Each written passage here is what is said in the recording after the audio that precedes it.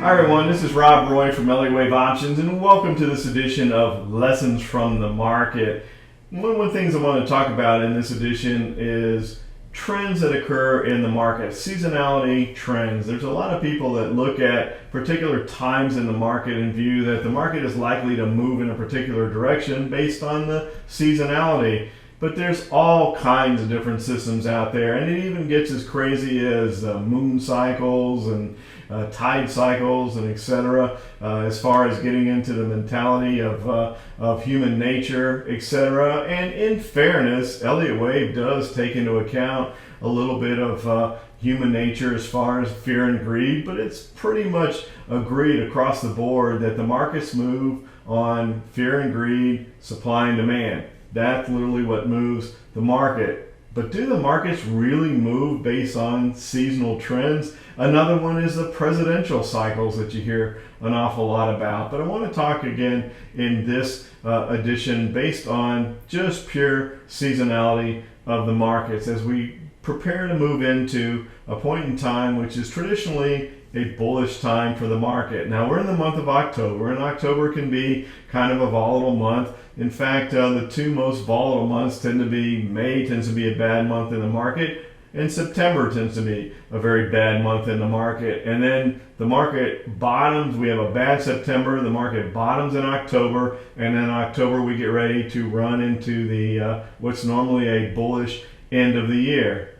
But is that worth placing trades on based on those seasonality criteria? Let's take a look at the charts and see what they say.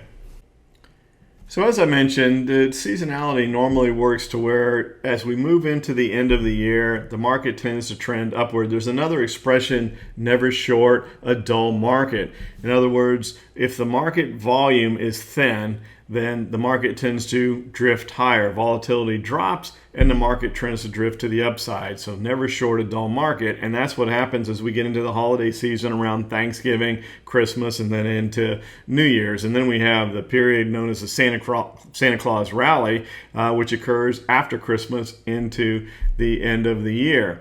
And that's normally a very bullish time of the year. So with those trends in mind, let's take a look at the charts and see if that really bears things out. Well, without going too crazy as far as going too far back, if we look at 2017, it kind of bore things out the way things normally happen. We had, kind of a choppy September here in 2017, and then the market took off. And the market took off, and then we got into December, and then we got into the Santa Claus rally time frame, and the market really moved up into the end of the year and the beginning of January. So that would be just in lockstep with what the seasonal trends talk about as far as how, as we move into the end of the year, the market tends to trend higher. So as we move into the end of the year, the market tends to trend higher. Well, let's take a look at what happened then in 2018. So 2017 was just boom, exactly the way you would expect things to be. But then we move into 2018, and you can see here on the S&P, boom, we get into October, big move to the downside. Okay, not unusual. Market tends to have a rough September, and we bottom in October, and then we get ready for the move into the end of the year. And so as we started into the early part of November, you would have thought, this is exactly go hard bullish. We're going higher into the end of the year because that's exactly what history would tell us. But then we get to the point where it's like, not so fast.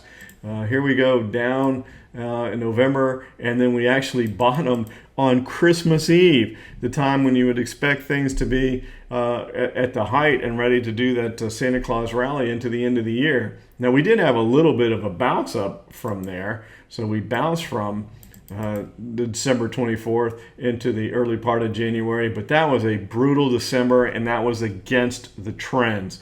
So my point is that when you're talking about nothing is 100%. When you're talking about seasonal trends, they're not either. Nothing works every time. Nothing works all the time.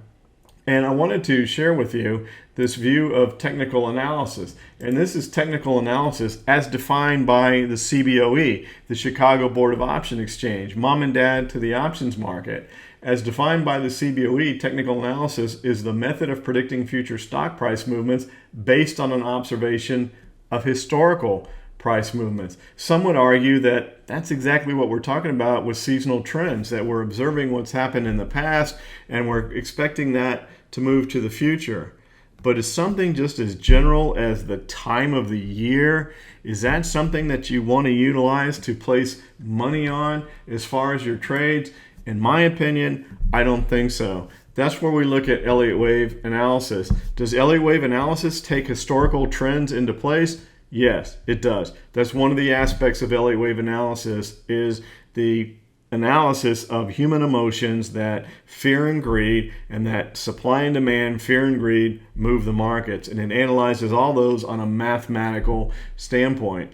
In my opinion, that carries far more weight than just viewing things as we're at the end of the year, we're in a presidential cycle, the moons are doing this, whatever. Do we have a Mercury retrograde, whatever, some of the crazy things that are out there that they say affect human emotions. I think Elliott wave is a more appropriate and a more scientific analysis of historical trends, and that's really what it boils down to, is that Elliott wave, in my opinion, again, and the opinion of a lot of people, is a mathematical, scientific view of where things have been from human emotions, the massive traders, and that's why we focus at Elliott wave options on what's going on with the patterns within Elliott wave, and that's how we make our trading decisions, not just on some more generic criteria